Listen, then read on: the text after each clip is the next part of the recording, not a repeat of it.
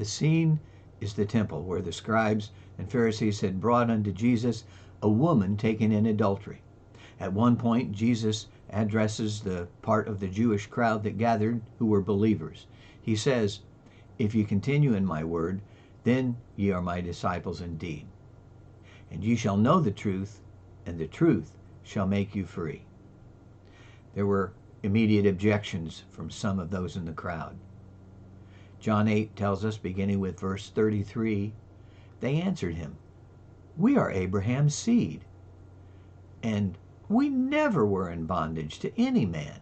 How sayest thou, ye shall be free?" Jesus answered them, "Verily, verily, I say unto you, whosoever committeth sin is the servant of sin. And the servant abideth not in the house forever, but the Son abideth ever. If the Son therefore shall make you free, ye shall be free indeed." Well, what is freedom? There are freedom celebrations going on all over the nation on the 4th of July. Freedoms we enjoy as a nation ought to be celebrated. We have greater freedoms than any other nation on the earth has enjoyed. But Jesus says that there is a freedom that outshines them all. The free indeed that Jesus talks about is not the misguided notion revealed in people and nations by history. When you are misguided, the path that you think leads to freedom leads to captivity. We have a natural bent towards the misguided path. From infancy, we want things our way. It is an innocent thing in a baby, less so in a young child who wants to do things his way or her way when adults tell them otherwise. There is that age of accountability where they become accountable for their own actions. I didn't know it was wrong. Oh, that's no longer an excuse.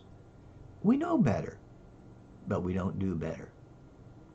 Well, then there is that great yearning of youth to be free. To be free, to be on your own, to be your own master. Doesn't it sound so bold and exciting? And think about it. If you had the freedom to go anywhere you wanted, if you had the money and your parents didn't stop you, you could take off tomorrow. And where would you go? What would you do? Well, this is exactly the situation confronting the story told about a young man named Robert Deveau. He wanted his freedom. He didn't like country life, even though Twin Oaks, where he lived, was a large plantation in South Carolina. His older brother was stuffy. His father wasn't unkind, but he had some old-fashioned ideas. His mother had died 6 months before his 21st birthday. He was tired of the rules and the restrictions. He kept telling himself, it's always the same old things, no excitement. His older brother John took over the management of the plantation. Robert had his mother's artistic and restless temperament. He wanted to go to Paris to study art. He wanted to go there to be free to paint and to live and to really live. And finally, he couldn't wait any longer. He wanted his inheritance now. So he went to his father and said, give me my inheritance now. And he looked at the world and he said, give me what I want now. He imagined this dream that was finally going to come true. And he was of age. He was old enough to live his own life. You know, a man just has to do what a man has to do, he told his father. Well, the father recognized that his son would eventually leave, and so he turned over the inheritance to his son. So Robert had his freedom. He was 21. What more could anyone ask? At first, when he went to Paris, well, things were going well. He wrote his father that several of his oils had been hung in an art exhibit. But then gradually, the party life began to lure him. He wanted a bigger, nicer place to stay. He bought an expensive car. He was doing what he wanted to do. But soon he found himself faced with restrictions on his freedom. Oh, there are always those simple things like stop signs and red lights that you ought to obey. But you know, he was free. He was free to drive through a red light, but not free to avoid the fines or the accidents that would result. He was free to eat wherever he liked and however much he wanted, but if he ate too much, he wasn't free from the consequences. In the realm of his art, his freedom was limited by his ability or his lack of it. He'd see some beautiful mist rising off the Seine, bright colors of sidewalk cafes under their awnings, and beautiful trees bathed in shimmering light. But he wasn't free to capture on canvas what he saw, because there was a limit to his talent. You see, whatever talent he had was, you might say, held in bondage by his own limitations. Well, he thought he'd just sit at the feet of other artists, study their techniques, and learn to become the best artist he could. He had enough money to do and go wherever he wanted. He bought friends with gifts and became well known for his generosity. And this was the life, he thought. This is great. The inheritance money represented years of hard work, of sacrifice and saving on the part of his parents. But you know what? It was eventually gone. You see, he had tried to satisfy his desires. However, they were only fed, and they were never fulfilled. And that's the way the desires for those things of this world goes. Well, one morning, the young man woke up to realize that his money was gone. All his creditors were hounding him. And finally, his past caught up with him. There was nothing for him to do but to find work somewhere, anywhere, and he found work on a local farm.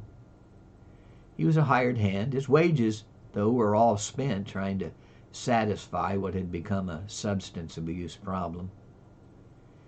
He had become hardened, and every part of him was sick of the sight and the smell of the barnyard and the livestock. He hated his surroundings. He hated his work. But most of all, he hated himself. But then somehow, he came to himself. And when he did, memories of home came surging back. Something, the call of God's Spirit in his heart, the early training of his father and his mother, something brought him back to himself. He thought of home. He thought about Christmas. Christmas back home. They had roast turkey and chestnut stuffing, fried chicken, preserves, pecans. And he remembered the look of his father's face. He could feel his father's strong arms around him.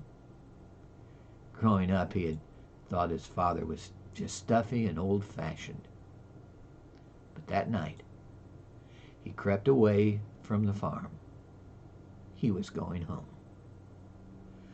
Yeah, you've heard this story before. It's the old story of the prodigal son, just as old as man's sin, but also as new as God's forgiveness for every man who thinks that freedom means the license to do what he pleases. All of us need to know what freedom really is and what it's not. The first truth is that freedom is not simply rebellion or revolution. Every day we hear of politicians and schools, colleges, universities that are like the prodigal son, throwing off all restraints, not accepting the conventions of society as they were, renouncing those old accepted beliefs, and all for just an illusion of freedom. Oh, they may be politically correct. They may be woke. But they've rebelled, and they're not really free. But in the ordinary course of life, each of us has to find for himself that there is more to freedom than just rebelling against the rules. It's also true that freedom is not being without a plan. Oh, we've heard that story of the 6-year-old that announces, "I'm going to run away." Well, it usually ends with a parent who helps them pack, and in some versions they only let them pack what the children own, and that alone is enough to stop them from their journey to run away. Well, the stories, of course, some of them go on, and while they're packing, of course, there are those questions that the parent asks about, well, where are you going to spend the night? Oh, okay. And, oh, and how are you going to eat? Well, and a lot more practical questions, and that usually brings an end to the nonsense. Well, one more on a more adult level. It's like the man who says that he has climbed the ladder of success, only to find out that it was leaning against the wrong wall. Well, you also have the disillusionment that inevitably follows liberty without restraint or without plan. In genuine freedom, there is a plan that comes from the inside of a man. The commercial asks, "What's in your wallet?" And the question that really counts is, "What's in your heart?" For Robert Duveau, his plan ended up trailing off into irresponsibility. The more he did things his way, the less freedom he ended up having.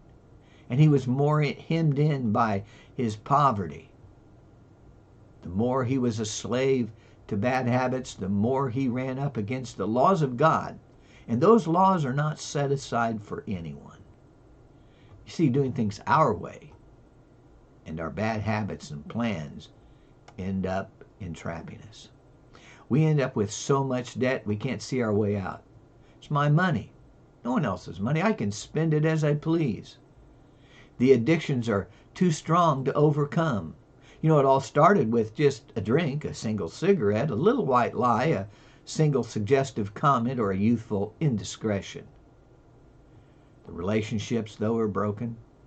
The time runs out for us to change the results, and life is spent. The words you said, the lies you told, the money you stole now come back to haunt your conscience. And you stand guilty before God, even if other men don't know about it. You're not free to do anything about it unless you become free indeed. Well, there is a path to freedom, real freedom. And Jesus described it this way: "Whosoever will save his life shall lose it, and whosoever will lose his life for my sake shall find it." We get freedom by giving ourselves away to Jesus. He tells us to give ourselves to serve him by serving others. What we are is given to Jesus to change us. Our past we give to him. Our future we give to him. Everything. You see, it's all right to say, "I'm a sinner, I've failed." And then give yourself to Jesus to become what he wants you to be, not what anyone else may think. Give yourself to what God has called you to be in Jesus Christ. Michelangelo gave himself to be an artist, but his father wanted him to be a stonecutter. And so at the age of 13, over his father's objection, he left home. But then he was free. Yet he was free and became a bondservant, you might say, to art. There were long hours of work. He gave himself. There was hardship. 2 years, 3 months of grueling work to complete the statue of David. Over 4.5 years to paint the ceiling of the Sistine Chapel. He was free, yet voluntarily he bound himself to what he was called to be. Long centuries before, God's word to Pharaoh on behalf of his chosen people had been, "Let my people go."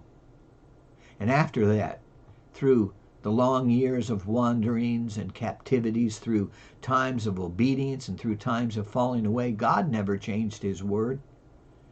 Let my people go.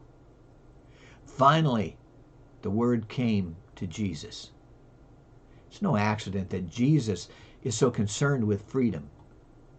That day in Nazareth, for instance, when he stood up in the local synagogue and announced his messiahship, and he said his kingdom would come and it would bring deliverance to the captives.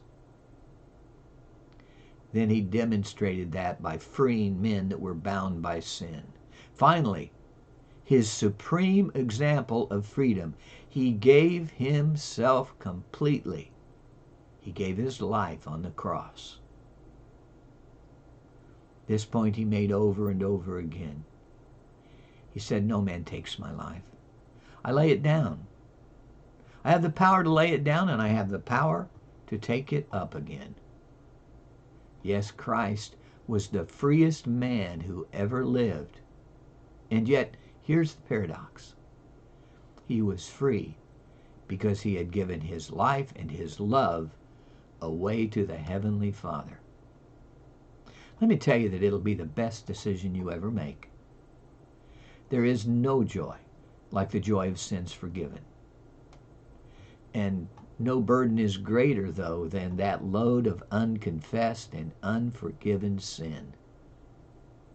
Isaiah prophesied that Jesus would be a man of sorrows and acquainted with grief. Yes, but remember, he did that in order that our joy might be full.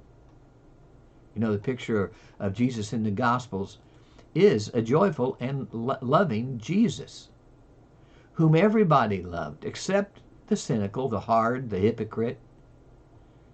He was a guest at a wedding feast in Canaan, you'll remember, because he enjoyed being with others, and he enjoyed fun and fellowship.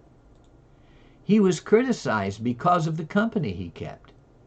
He was referred to as a friend of publicans and sinners, even called a winebibber. The humble folk loved him and heard him gladly. And children gathered around him eagerly. You know, children don't go looking for someone who's sober and grumpy and grim. Always Christ's message is that his Father has designed you and me for freedom, and also to have a joy in the Spirit. As one man noted, I counted the word joy 191 times in Scripture, gladness or glad 125 points, and then at that point I gave up counting. God is a God of prayer, but also a God of laughter. He is a God of singing and a God of tears. God is at home with his children and with the play of children. He loves to hear us laugh too. Your joy no man taketh from you. He insisted in John 16:22. And indeed, he cherishes our liberty and our joy so much that if we let him, he will see to it that no one takes away from us that real joy inside. And he stands shoulder to shoulder beside us to battle for our freedom. And in the end, you see, there's only one that we can trust to hold the keys of our personal freedom, and that is Jesus. And once we put those keys in Jesus Christ's hands, we have a surprise waiting for us. You know, some people are afraid that giving Jesus their loyalty will only lead to a long list of do's and don'ts. But that's not the truth. Where the Spirit of the Lord is, there is liberty. The Apostle Paul exalts us in Corinthians, 2 Corinthians. The liberty to do right. Augustine put it this way: Christ's way is love God and do as you please.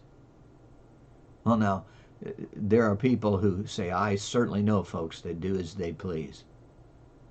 But you'll notice it says, love God. And as you grow to love God, what you please will change. And that's where the surprise comes in. God gives the inner man a new set of goals and passions. It would simply be bondage if we had to obey God when we didn't want to. It's a delightful freedom when pleasing God is what you want to do. And that is the wonderful way that God works it out for us. Let me conclude with these remarks from Peter Marshall. The story of the prodigal son is the story of every man.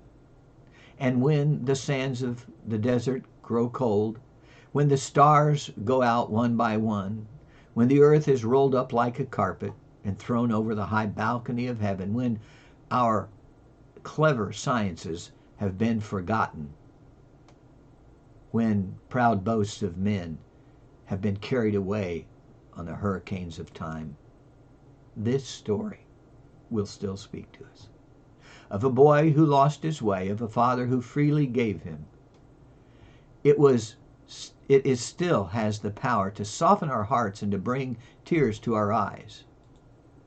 It will still point the way to a heart's true home, still unfold to us the love of God. For this story that Jesus told contains the most appealing picture of God ever drawn. The parable contains the heart of the gospel, that God is willing, indeed eager, to forgive sinners like you and me, that the moment we turn around and take our way back home, the Father will come running down the road to meet us. That is the one who alone holds in his hands the keys to our real, true freedom. I like the words of the hymn that says, "Make me a captive, Lord, and then I shall be free."